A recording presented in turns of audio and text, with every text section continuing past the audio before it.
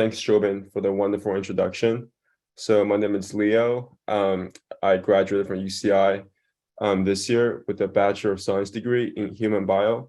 And today, I'm really here to talk to you guys about research, which has been a main passion of mine since freshman year of college. And I just think it's such a wonderful opportunity and experience for all pre-meds and medical students and everyone else to have on the path to medicine. So I'm super pumped to talk to you guys about this today. And let's get started. So a bit more, Jobin covered most of this already, but so I finished undergrad at UC Irvine. I finished a quarter early this year, and then I'll be starting at UCSD for medical school in a month. So some of my hobbies include hiking, climbing, play basketball a lot, and I lift a lot too. And so my research experience so far has been mainly in basic science, dermatology, medical and undergraduate education, EM, as well as ENT. So let's get started.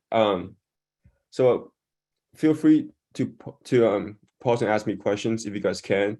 Always happy to answer any questions you guys have. And just let me know if you want me to deep further into one of the bullet points I have, or if I'm going too fast.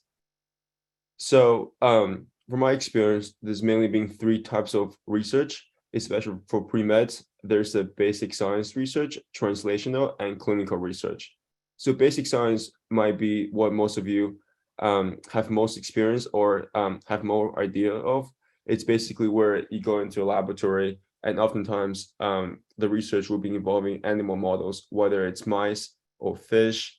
And the main idea of basic science research is to uncover the fundamental aspects of biology. And translational research, I think of it as a bridge between basic science and clinical research. And I think a good example of this would be, say, the invention of insulin or antibiotics, where although the researchers are using animal models in the laboratory as part of the research process, but the end goal of the process is to address something that can help humans, like insulin, for example. So that's how I think of translational research. And clinical research, I think this one, it's more obvious just based on the name. It often involves patients or patient samples, like blood samples, for example, and it's mainly utilized in helping patients. So I think most of you, because you are all going into medicine, I think giving a more in-depth talk on clinical research, I think it's most suitable for this presentation. So there's multiple kinds of clinical research actually that some of you may not be aware of. So I'm going to start with each of the bullet points and explain what they are.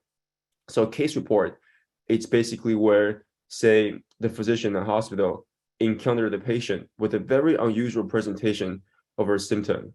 And then the physician thinks that this would be a report that's worth publishing and sharing with the medical community because of the unusualness of the case.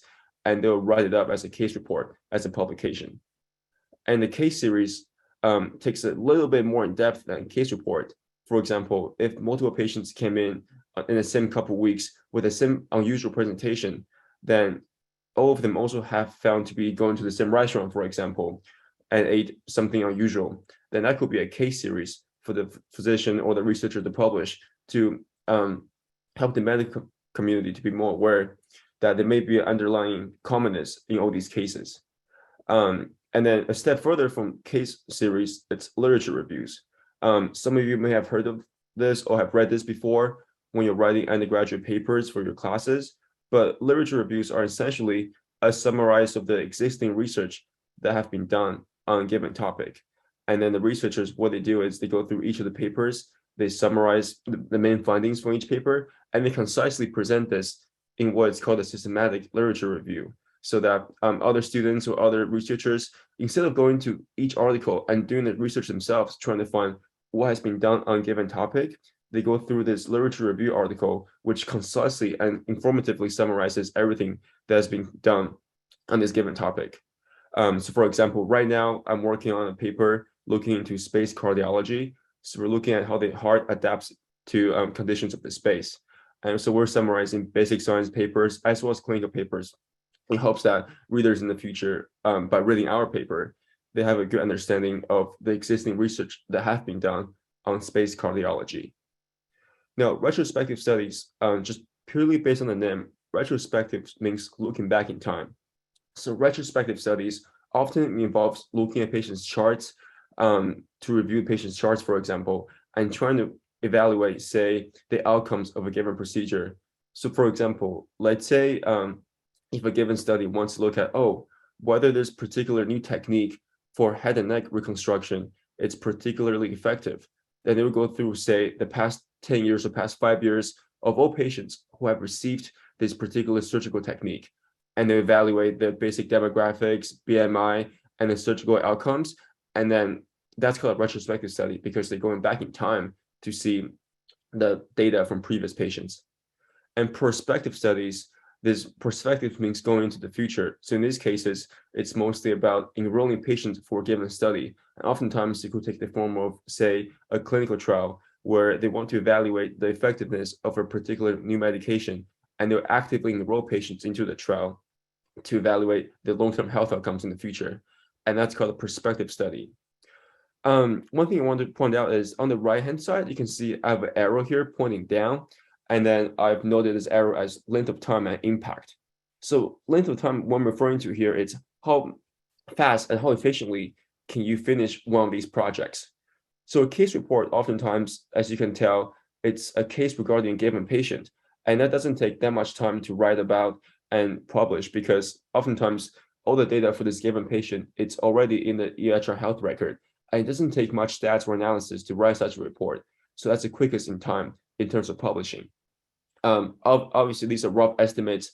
Sometimes a case report might take longer than it is, but I'm giving you basically the standard of expectations. And prospective studies, as you can tell, a clinical trial, if you want to prove that a given medication, it's very effective, you'd have to follow patients for years and years before you can reach a final conclusion on how effective and how safe a given medication is. So typically, I would say that prospective studies take the longest time and case reports takes the least time. And the impact, I'm really speaking to the volume as well as how impactful this given article will be. As you can see, a case report often involves one single patient. I'm sure many of you have taken some sort of stats before or understand this.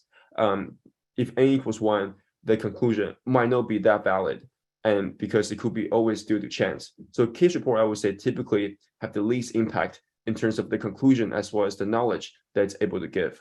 But then as you go down the list, retrospective studies and prospective studies often involve statisticians analyzing the perfect sample size to reach a strong conclusion. And that's why the impacts of these articles increase. So you can think of this as sort of a reciprocal relationship where the longer it takes to publish, the higher the impact the paper will be. And the shorter it takes to publish, sometimes the impact will be less. Oftentimes, there's always caveats to this, but I think that's a general good rule of thumb to think of. So I think many of you here have either started research or haven't are trying to look into research. And I just want to give you a few bullet points of my experiences as well as others' experience on how they found research opportunities. So if you're a community college student, I've seen many of them where they can volunteer at local UC schools. And typically that takes the form of basic science research where you go into the laboratory, like a standard laboratory, and you work on animal models. And another advice I have is, many of you might not have done this before, but you can also email physicians at hospitals and work on clinical research projects.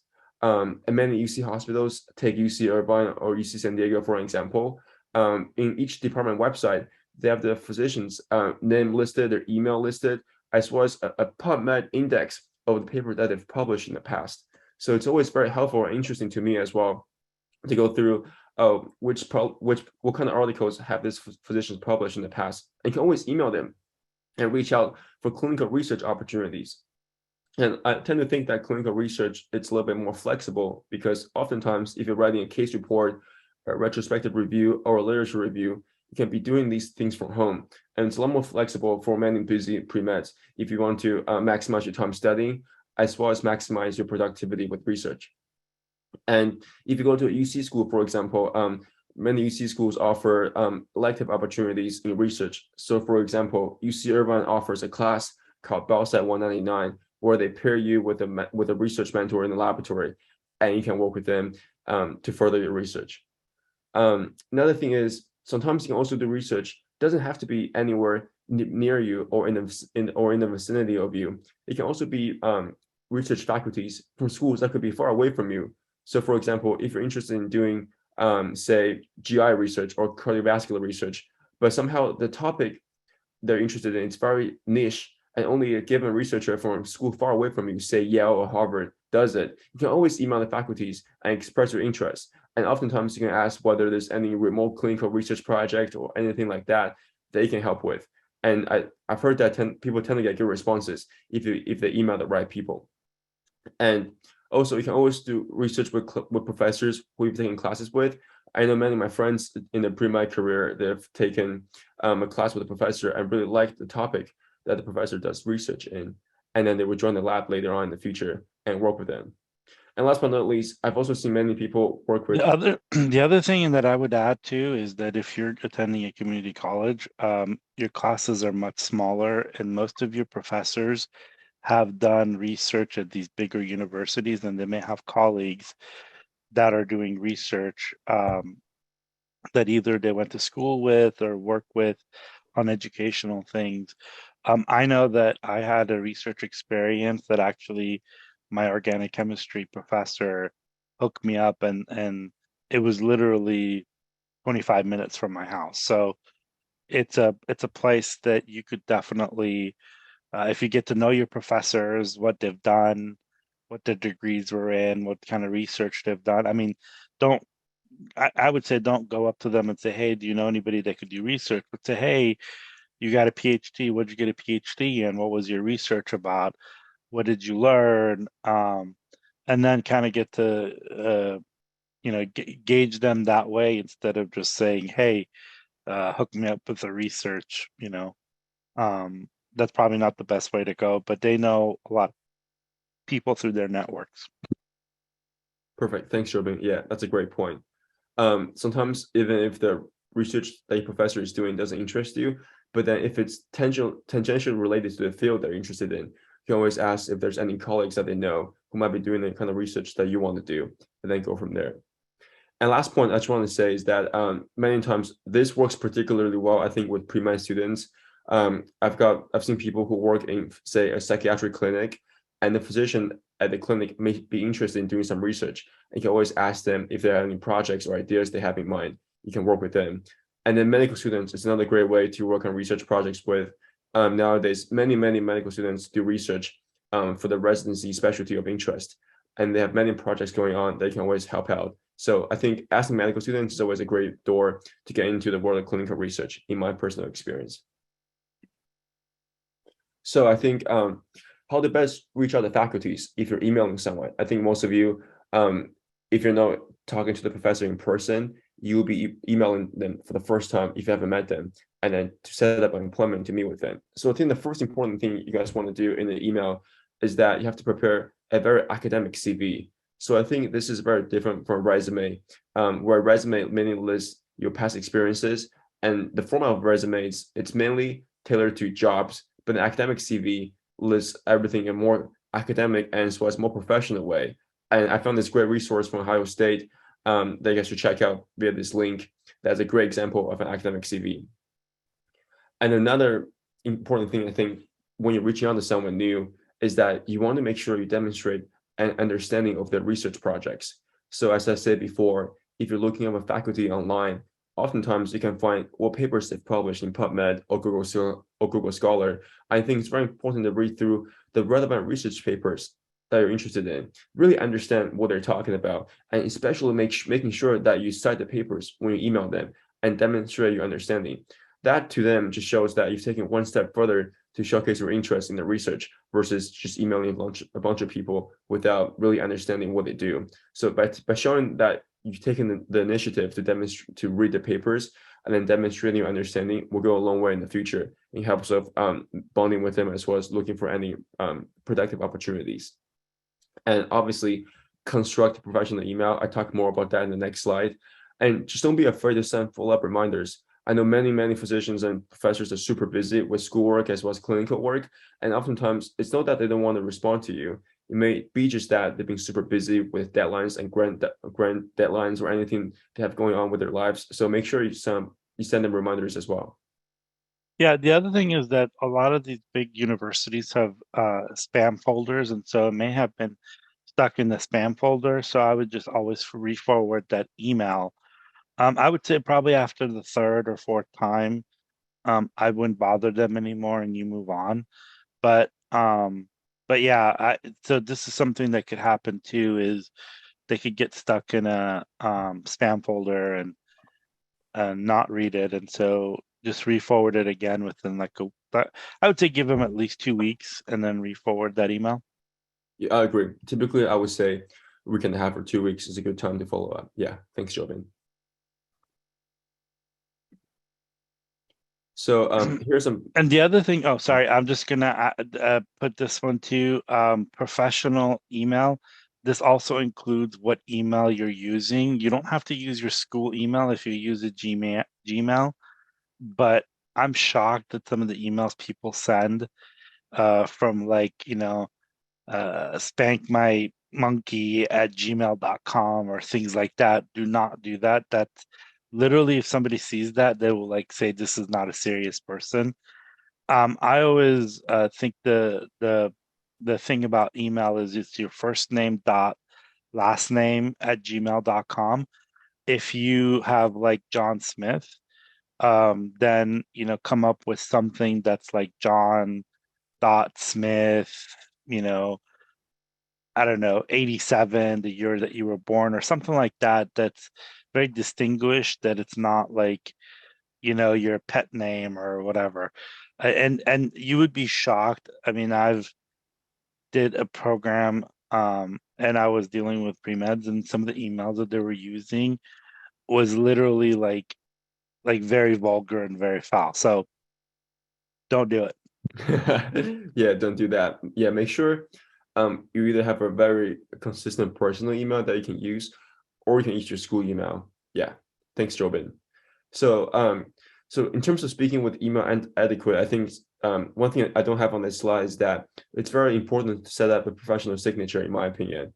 For example, I could say Leo Meller, UC Irvine, School of Biological Sciences, class of 2022, for example. I think having a nice, concise signature that shows them your professional affiliation is also very important.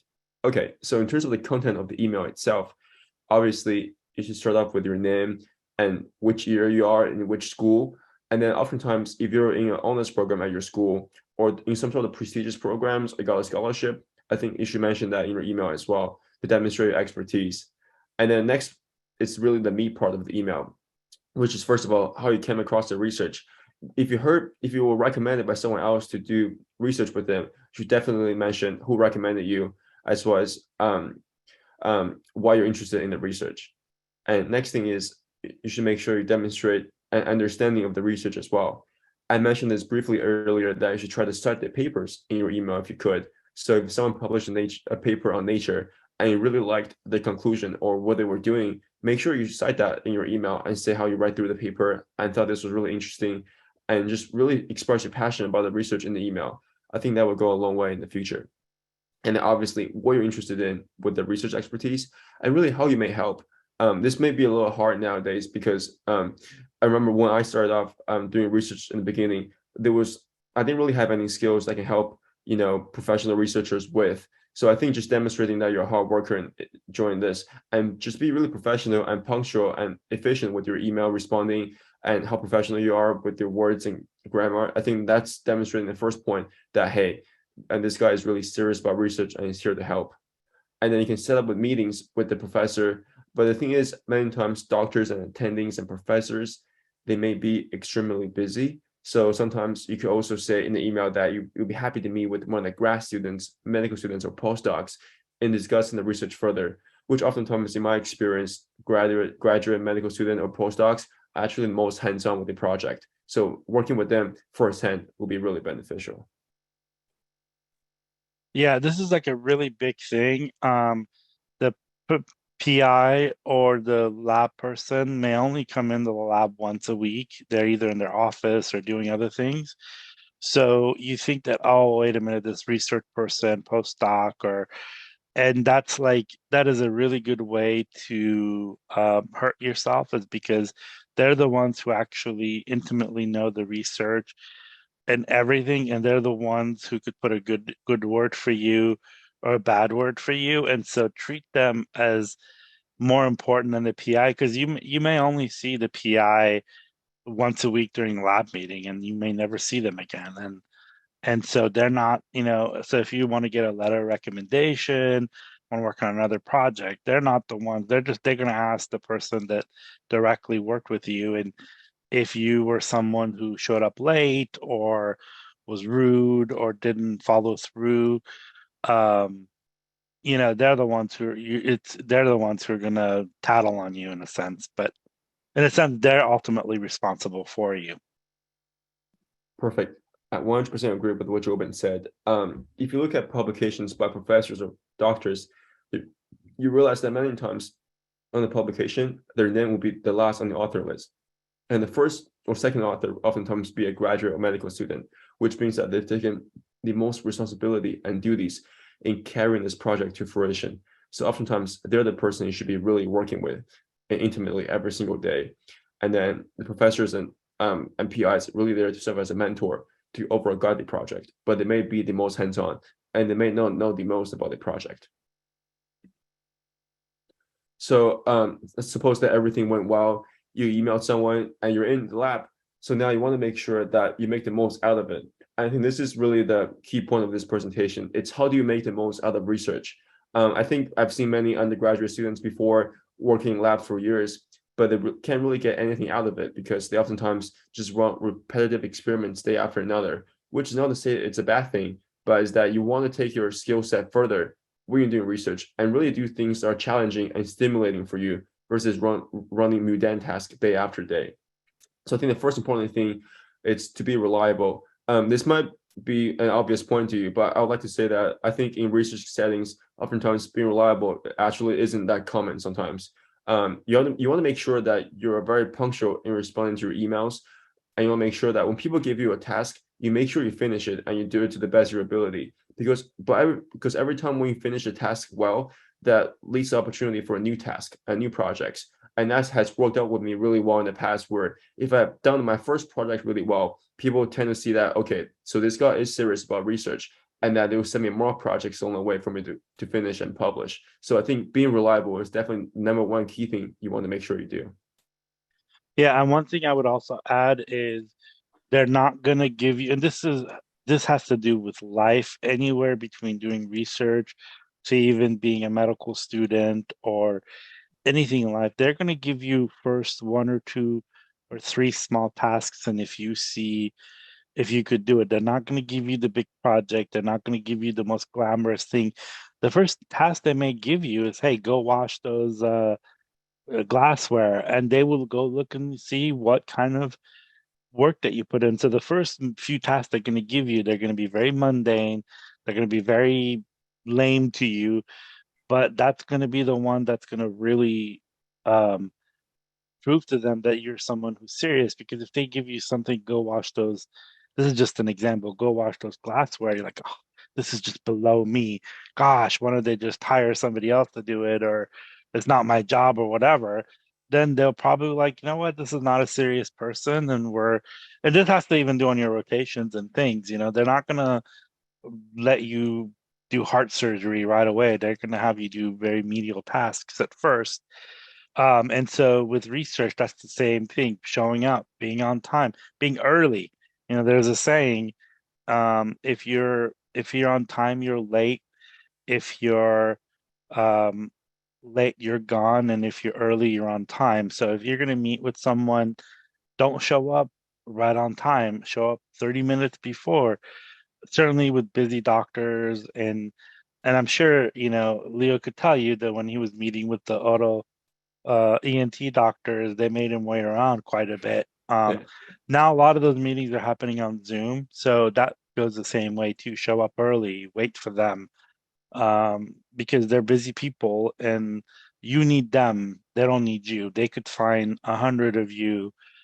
They could spit and find pre-meds like So make sure that you are professional in that sense, but also whatever task they give you at the beginning, know that it's a way to test. They're testing you. They're not trying to be mean. They're not trying to abuse you, but they're just saying, hey, am I going to be able to trust this person with, because some of these grants are a couple of $1 million, and if they screw up, they lose that money. And so they're not going to let you do highly things if you're just starting out. But if you've been there for a while and they trust you and they're like, hey, this person is serious, then, then they will trust you with more and you get more rewards for your work. Perfect. Yeah. Thanks, Jobin. Yeah, definitely.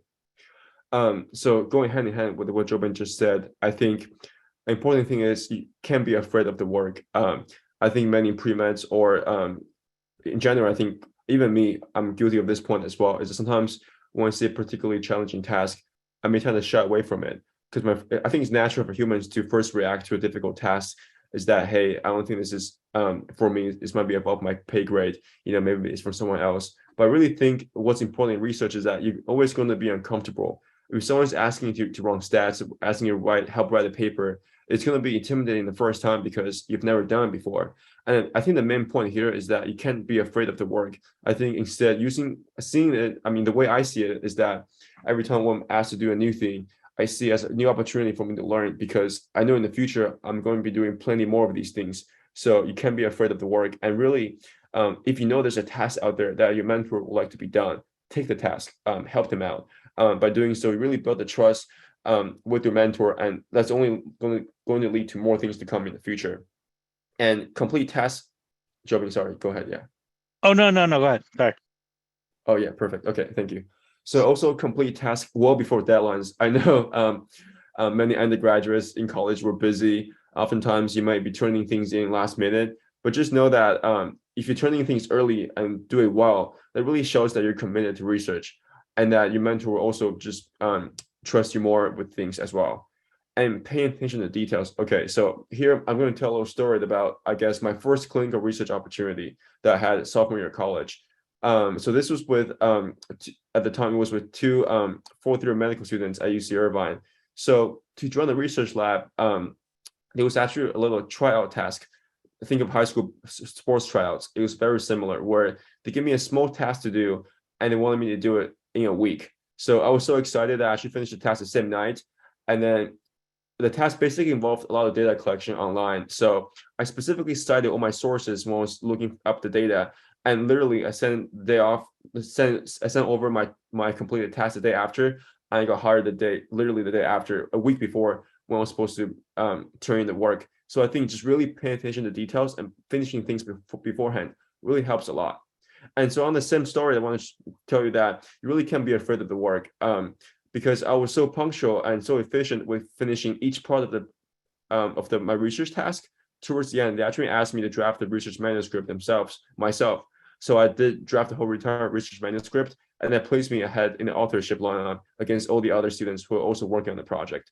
And this in the future, this has also led me to work on other papers with them as well. So just really don't be afraid of the work and really show that you want to take leadership on the project and they're willing to troubleshoot challenges and just do the work that maybe people don't want to do. For example, some of you guys may have noticed or may not, submitting a research paper to a journal actually takes a long time to get published. So each journal has a different formatting guideline for how they want your paper to be. So formatting the paper, making sure all the references are in the right style, making sure that you have the exact, disclaimers in the papers, as well as formatting that they look for, takes a lot of time. And that's obviously a task. And it's oftentimes a task that no one wants to do because it's very tedious. And taking on these tasks and really taking leadership and helping pushing the people forward, it's something that can really help you out in the future, definitely. And also, you definitely shouldn't be afraid to troubleshoot challenges. I mean, research, it's often unpredictable. Projects oftentimes don't go as well as you want it to go. There's always going to be challenges in the middle of the project where you're like, what am I supposed to do? So don't always rely on your mentor. Don't see a hard task and say, hey, I think I can't do this. Let me just email my mentor and see what he says.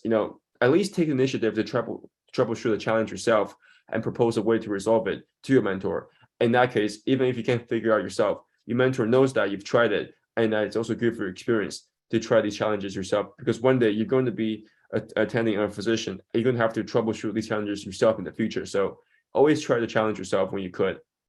And I think last but not least, it's very, very important, I think, when undergraduate students do research, to not merely work on the projects themselves and do busy and mundane work day after day. But it's very important, in my opinion, to get something out of the research project. I have a good mentor that once told me that research projects oftentimes are treated as academic currency, meaning the more publications you have and the more times you present at conferences, this are treated as currency that will help you with your future career. So I think you should try to present your research at conferences and help with manuscript writing as much as you could. Sometimes these conferences can be in the form of local, say, community college research conference or local conferences at your undergraduate institution. So try to take advantage of these conferences and present. Not only is it good for your public speaking skills, but also it helps a lot with your resume too. Yeah.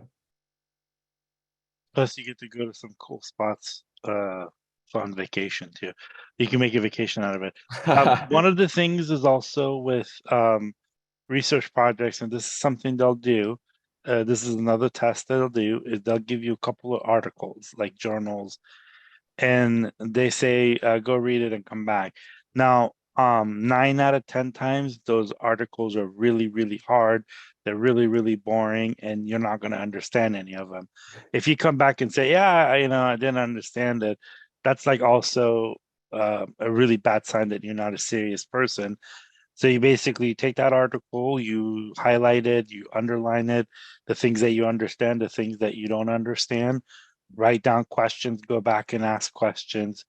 Um, and so those are the big ones that they test you out to say, could this person serious or not? And those things are really boring to read. And if you don't understand something, it's like reading pig Latin. It's you're like, what the heck is this? And so make sure that you write down the questions that you have and you come back and ask questions. They know what you don't know. They know that these things are really hard and complex, and they know that you're not going to know, but also they're going to be able to test you out that way. Another thing, um finals, midterms don't happen the night before. Pretty much the first day of school when your midterms and your finals are going to be. Let them know. Don't come to them and say, hey, we need to crank this out. And the day before, it's like, oh, by the way, I have an exam tomorrow. I have to, it's like, let them know ahead of time. They went to school. They know how hard it is. They know they've taken exams. They've been in your shoes, but you have to be responsible. Say, hey, I need maybe a week away to get ready for finals, and they'll give that to you, but don't ever come back to them last minute and say, oh, I'm or if you're going on vacation or you got family obligations or any of that stuff, make sure you tell them ahead of time and not just you know last minute, because that's going to really tick them off and it's going to really hurt their output and their and what they need to do. And so it's just going to be really, it's going to be a poor reflection on you. Perfect, Jobin. Yeah, I agree with you. Yeah, I mean, that's a whole other issue with time management, right? Most of you, unless something unexpected comes up, you would likely know your exam schedule for the whole entire semester or quarter. So I think a good example, as a good researcher, is that you should always meet the deadlines, no matter how hard school might be, as well as how many exams you have coming up. Because if you manage your time well enough and write things in advance, as well as study for exams in advance, you always be able to get them done in time, as well as do good on your exams. So I think that's another thing with time management that we want to go into today. Joby, I see there's a question in Q&A. Do we answer them towards the end? Yeah, we could do it at the end. Yeah. Okay, perfect. So, so supposedly you're in whether a bench lab or clinical research group. Typically, the personnel in these labs includes the research associates. Now, these often involves undergraduate students, or it could be students in postbac, or simply people who have a bachelor's degree and they're called a research scientist. and they work full-time in the lab as a research associate. So that's typically the first level researcher you see in labs. And then you see graduate or medical students, which involves obviously PhD, MD, and DO students. And these are oftentimes the students who are working firsthand on the project, and they often will serve as your mentors. And also postdoc and residents. Residents are typically very busy with clinical duties, and they may be doing a couple of research projects in residency as part of the curriculum or for their own interest. And they're also super busy as well. And oftentimes, in my opinion, in my experience, they tend to be second authors or authors towards the end of the list because they want to establish themselves as PIs for the future. The postdocs oftentimes have more time working on research projects because that is their full-time duty, and oftentimes will be the first author on the projects or last author. And PI, like we discussed earlier, PI means principal investigator, and these are the professors that you're typically emailing and the physicians that you're working with, who serves as the final proofread as well as overall conception as well as guidance for the projects.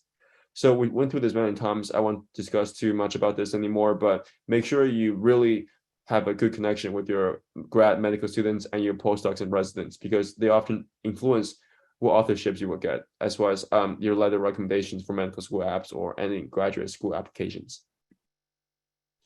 Yeah, so went through this already. Essentially, yeah, work hard with your grad students, mentors, residents. Another thing is make sure sometimes some labs will have weekly presentation meetings.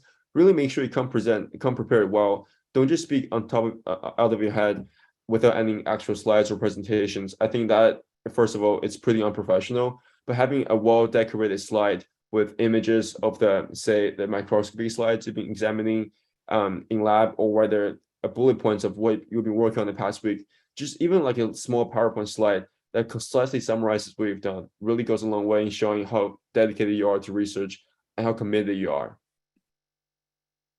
Okay, so be productive in research. This is what we discussed earlier in terms of really having something to showcase for your research. Many people do research for years as undergraduate students, but never publish or present anywhere. So I think it's very important for you to show, not only for you to get something out of yourself, but also to show others that, hey, I'm really serious about research and that I've really taken ownership of my projects.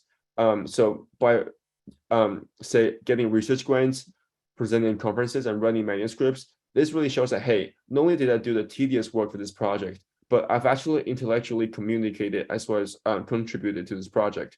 And these go a long way in not only helping you advance your own career, but also helping others understand that, hey, this guy really worked hard on his projects and have taken ownership of the project. Now, many colleges, I think community colleges offer this as well. And most of the UCs, I think all the schools that I know offer this kind of research grants, where during the school year you can apply for it and they give you a grant to work on your project. In the summer, you can also apply for it, and they often give you a stipend. Now, if you're a community college student, I know that many big UC schools offer these projects. I know UCSF, I think they offer a couple of different programs in the summer for summer research, where you get a stipend for living expenses. You can conduct research with them full-time during the summer. So making sure you take advantage of these grants and really challenge yourself in the summer, I think is a great opportunity to further develop your research skills. And in terms of presenting in conferences, oftentimes it takes a form of oral presentation or poster presentation. Technically, oral presentations are more selective, meaning it's harder for your research project to get selected as an oral presentation. And poster is a little bit easier. But regardless, both are really strong experiences for you to have on your CV and for you to practice public speaking skills. Now, this is I screenshot my CV as a brief example of some of the things I've worked on in undergraduate. So you can see how I formatted all my CV to showcase the research I've done. My name is bolded. This is what I'm speaking of in terms of producing things for your CV to show that you've taken ownership for your projects.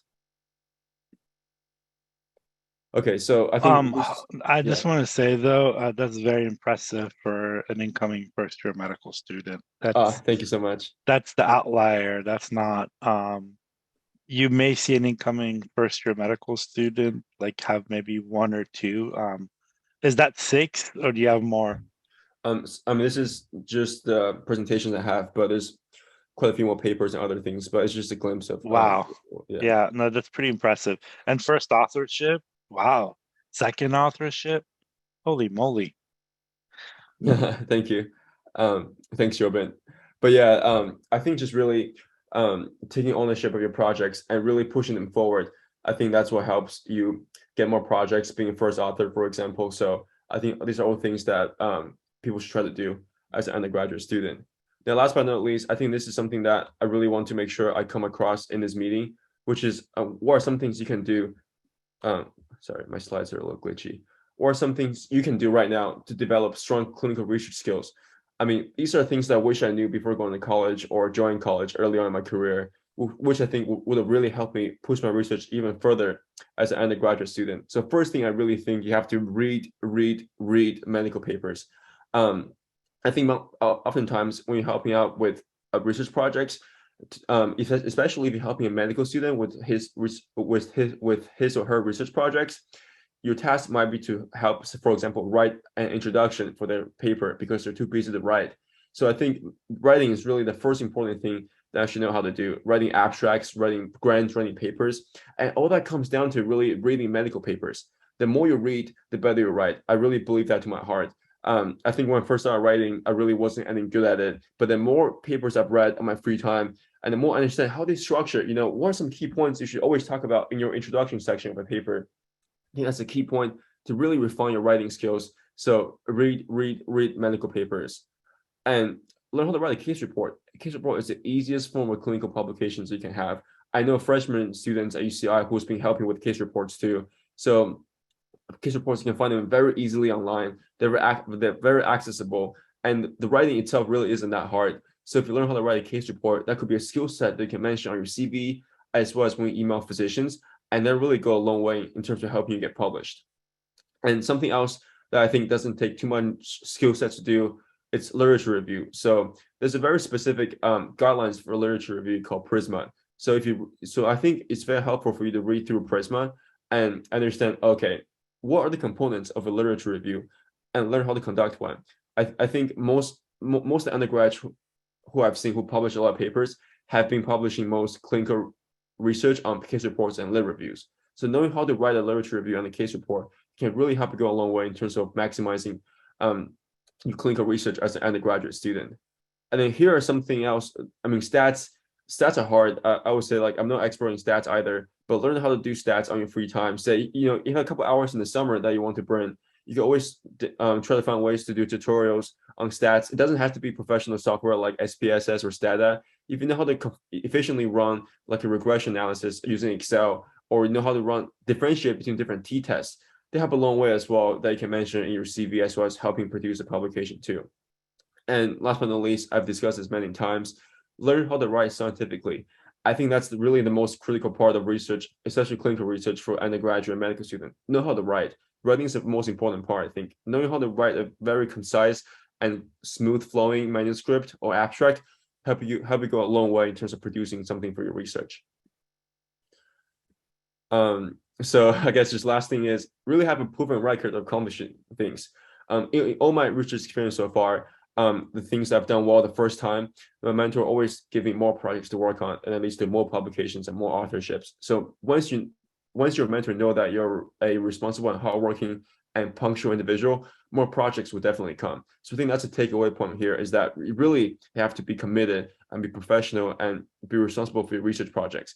And that will help you have a very productive research career. So if you have any questions, I'm always happy to answer them. I have my email here. I check my emails frequently, so feel free to email me anything or any questions you guys have. So yeah, I think we can open this up to Q&A now.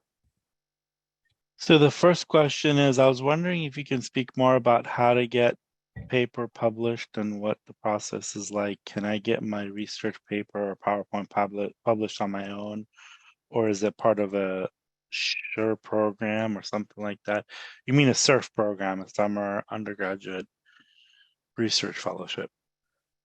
Yeah, perfect. Thanks, Dan. Yeah, I can answer this question. So the process of publishing a paper. So first of all, you want to publish your paper in a peer review journal. So these journals are typically a lot more reputable, because once you submit the paper to these journals, they have expert peer reviewers, or expert researchers in your research topic that you're publishing about, who goes through your papers and leaves comments. Sometimes they like your paper a lot, they will accept it right away. That happened to a paper that I had recently on in the Journal of World Neurosurgery. but then sometimes the paper doesn't go that. Sometimes the reviewers have comments or edits that they want you to make. They return your paper to you, and the different reviewers will leave comments on specifically what they want you to address in your paper. Sometimes that could be, oh, you should include more sources or more citations on this given background information.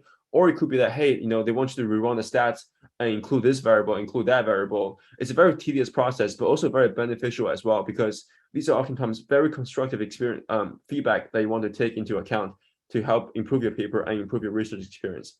So the process is essentially that you do the research project, you get it done, you do the stats analysis, and then you write everything up in the format of a scientific paper and you submit it to a journal. That's the process. It's very hard for you to get something published by yourself because you do want to make sure you have a PI or anyone reputable on your paper to overlook your paper, double check it, and making sure that it's publication quality. I know sometimes at UCs, for example, at UCI, for example, there's an excellence in research program where you can publish a paper in a local school journal. So these aren't as prestigious or as reputable as obviously international or like other actual peer review journals. But for undergraduate student, if you can publish a paper on your local school journal, that's pretty impressive already. Yeah. There's also a conference in Southern California for community college students, is at UC Irvine. I put that link there. It's called the Community College Honors Research Conference. And if you have an honors program on your campus, you could reach out to them.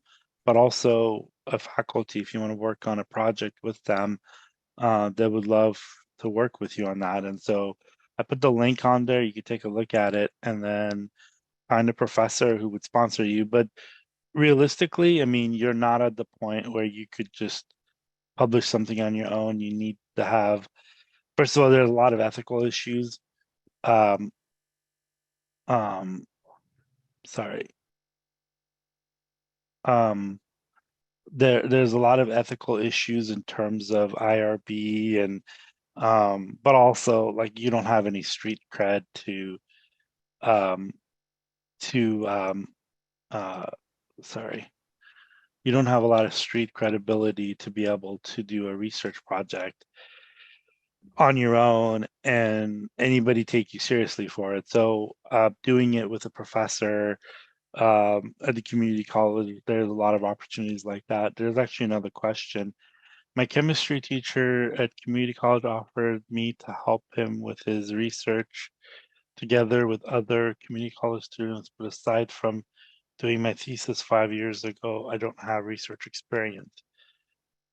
Sure. I mean, if your chemistry teacher is offering you that, I would definitely do it. Why not? Like, it's a good way that, it's for your next step. So if you have some experience saying, hey, I have 6 month experience or year experience doing chemistry research with my professor, they're going to write you a letter of recommendation. If you want to do research at another university, they may know people at other universities close by. I don't know where you're located at, but yeah, absolutely. And then the other part of it too is that it just gives you experience. Yeah, thank you. Yeah, I think to address Geraldine's question, I think something you could do right away if you don't feel prepared is that you could always email the professor and say, hey, I haven't done any research in this area or haven't done research for a while. How do you recommend that I prepare myself for this project? I think that's a great first step to show your initiative in really carrying this through. And that once they give you something to read or something to work on, making sure that you get everything done on time and just be responsible. I see Geraldine also has another question about adding sites to read medical papers. PubMed is definitely a great tool. If you're at a school, UC School, for example, they have VPNs where you can access even more articles. But PubMed oftentimes have many free PubMed articles that you can read. And I'm sure you can find many free case report, like free literature review examples on there you can read, as well as just really understand how to structure publication. Yeah, thanks, But Joel. but but also your librarian, Yes.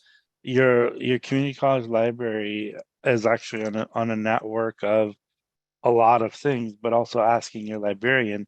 Matter of fact, very good researchers have very good relationship with their librarian. Obviously, if you're at a university, like I know the med school that I used to work at, we had a medical school library that the librarians were expert on that. But even at your local community college, you have, most of the librarians have minimum a master's degree in library sciences, so they could help you with finding those things, but also finding things that you could have access to. You may not have access to certain journals, but I'm sure they could find a way for you to get that. They also have libraries also have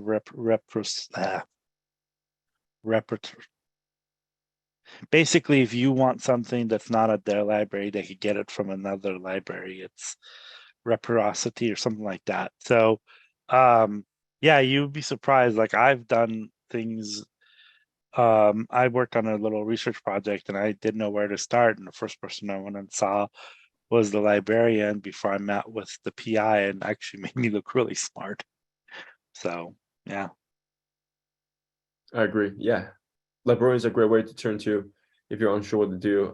I once talked to a librarian for a while for a non-science project I was working on with the humanities. But yeah, librarians are a great way to go through, really getting yourself acquainted with the research project as well as what kind of sources you should be reading. They help a lot for sure. Any other questions?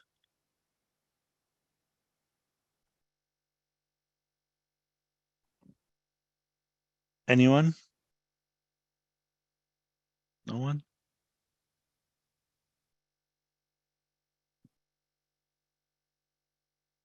Anyone have any questions, or forever hold your peace? Just kidding. One question I have too is, when you were doing some of these remote, was it because of COVID that you were doing some of these projects remotely, or was it just how it worked? How Yeah, are those thank you. So projects? sure, yeah. So really wasn't because of COVID, just because the nature of some projects essentially only for remote projects. So if I'm reviewing patients' charts for a surgical reconstruction technique, there's no need for me to go in person because I have remote access to healthcare records that I can look at. Or say if I'm writing a paper on literature review, I can access all the articles from home and read and summarize themselves. I don't have to go to a in-person lab meeting or anywhere like that to do my research. So for me, it wasn't really because of COVID. It was really because of the nature of the research. Very cool. And then the other part of it too is some of the research that you've done, were they all free or were some of them paid, or? Yeah, of course. So some research I've done at UCI with the ER department, I received grants for my research because I applied for the undergraduate grants. But most other research projects I've done are free because I'm interested in the work. But I do hear that people can get paid for research. Sometimes if you work in lab as a tech, or I think if you work as a technician, you tend to not get published because it tends to be more of a job where you maintain animal like mice works like that. But I do hear that I can get hired as a clinical research associate after undergrad. I know someone who worked at Stanford, I think before, who was doing that for the whole entire year, and he got many papers out. So that could work as well. But for me, in my experience, I've mostly worked for free as a volunteer research associate. One of the other thing is summer programs are a really great way to get your Yeah, foot in. yeah, Um, Summer programs, what they're great is they are funding for them, but also they will literally teach you things from the beginning instead of kind of doing it ad hoc when you're doing it just going and joining a lab. And so obviously we're in the middle of summer, so you can't really do summer programs this summer, but start looking at summer programs next summer. And there's a lot of them.